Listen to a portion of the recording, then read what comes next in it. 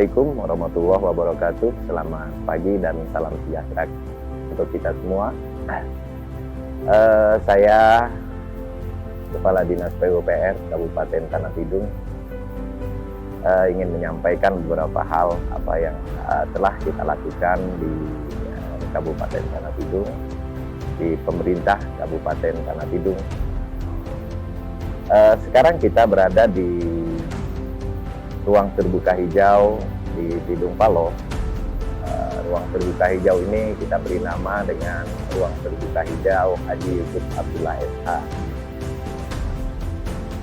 Ruang terbuka hijau ini kita bangun dengan tujuan adalah sebagai sarana kumpul, sebagai pusat kumpul masyarakat di Tidung Paloh, di Kabupaten Tanah Tidung untuk melakukan aktivitas-aktivitas olahraga, baik remajanya maupun ibu dan bapak-bapak semua. Dan juga kita siapkan sebagai tempat main aktivitas anak-anak semua. Bapak dan Ibu sekalian, ruang terbuka hijau ini juga kita akan kembangkan sebagai tempat beraktivitas ekonomi masyarakat. Ini merupakan sektor yang sangat menjadi perhatian kita semua. Maka kami dari Dinas PUPR Kabupaten Tanah Tidung membangun infrastruktur ini. Ruang terbuka hijau ini juga kita bangun di Limbu Sedulun. Nah, di Limbu Sedulun ini kita buat ruang terbuka hijau yang langsung berhadapan dengan sungai Sesayap dan terkoneksi dengan pusat kuliner yang saat ini sedang kita bangun. Dan insya Allah tahun ini dapat kita selesaikan, dan tahun depan kita akan sempurnakan lagi pusat kuliner ini. Sehingga antara ruang terbuka hijau dan pusat kuliner juga landmark kita yang bertulisan Kabupaten Tanah Tidung ini akan terkoneksi secara baik, sehingga itu juga menjadi pusat kumpul dan pusat ekonomi masyarakat ke depannya. Juga kita bangun ruang terbuka hijau di Sesayap Hilir. Ini juga sudah selesai kita bangun dan kita lakukan. Ini juga di sepanjang Sungai Sesayap. Sampai saat ini di Sesayap Hilir ruang terbuka hijau ini sudah dilakukan aktivitas oleh masyarakat. Tahun depan insya Allah kita akan bangun ruang terbuka hijau di Tanah Liat. Di Tanah Liat akan kita bangun dan akan kita koneksikan dengan pelabuhan sebagai pusat pelayanan publik masyarakat di sana. Kabupaten Tanah Tidung melalui PUPR sudah membangun yang namanya Waterfront City. Waterfront City ini bukan hanya sesuatu yang kita hayalkan, tapi di pemerintah Kabupaten Tanah Tidung sudah membuat pola Waterfront City di RTH yang kita bangun. Kenapa sih orang kan harus ngomong, kenapa harus kita membangun bebatu supa? Karena saya punya indera, namanya kan kita bercanda nih, wah saya punya pertimbangan begini, kenapa harus bebatu supa ini, namanya Batu Supa ya, desa yang terpinggir yang terakhir.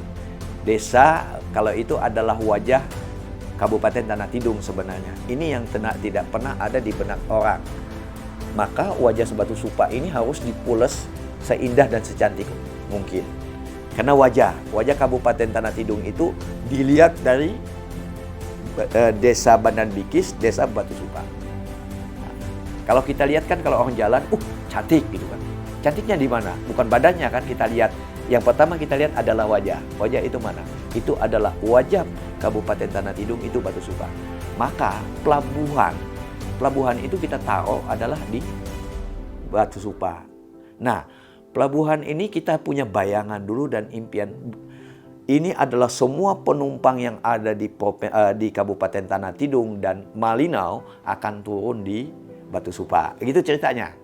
Maka pelabuhan ini kita kalau tidak salah ada 30 hektar ini akan kita amankan. Saat ini memang sudah ada penyusutan karena semakin timbul masyarakat yang ada di sana. Tetapi hibah itu ada sekitar 30 hektar. Pertama adalah saat ini 2020 ini kan sudah kita ada peri. Peri dari Tarakan langsung ke Tanah Tidung melalui Sebawang namanya, Pelabuhan Sebawang. Tetapi antara Tarakan ke Sebawang itu masih menggunakan 6 jam. Tetapi walaupun lebih dekat dari Ancam, tetapi lebih jauh dibanding Bebatu Supa. Rencana kita Bebatu Supa ini selain untuk pelabuhan penumpang, pelabuhan peri kita buat di Bebatu Supa. Nah, mudah-mudahan 2021. Kenapa sih harus ada feri? Ini memudahkan turunnya inflasi, tingkat inflasi nanti. Karena barang dari kapal masuk ke truk masuk ke peri langsung bisa ke Bulungan. Kalau di Bebatu Supa ini lebih dekat dari Bulungan dan lebih dekat dari Malinau. Ya. Dan lebih dekat lagi adalah Kabupaten Tanah Tidung. Jadi akses yang kita buat ini kita pertimbangkan dalam rangka memudahkan adalah bagi pengusaha-pengusaha kita, bagi perdagangan yang ada di wilayah Kabupaten Tanah Tidung dan sekitarnya. Terutama adalah desa yang berdampingan dengan Kabupaten Tanah Tidung. Desa mana sih? Desa misalnya adalah Sekatak, selanjutnya adalah Desa Malinau Kota. Ini akan dekat, lebih dekat. Menggunakan semua jalan poros yang kita miliki saat ini. Jalan poros yang kita miliki ke Malinau itu hanya 1 jam setengah, 1 jam 20 dan nyampe. Apabila ini bisa kita lakukan. Nah, pemerintah kabupaten provinsi ke depan ini akan memperbaiki jalan-jalan poros yang ada kita miliki saat ini. Kalau ini lebih mudah jalannya dibanding kita lebih dekat dibanding kita menggunakan jalan Kaltara atau Trans Kaltim yang dimiliki oleh pemerintah provinsi atau nasional saat ini. Ini lebih cepat.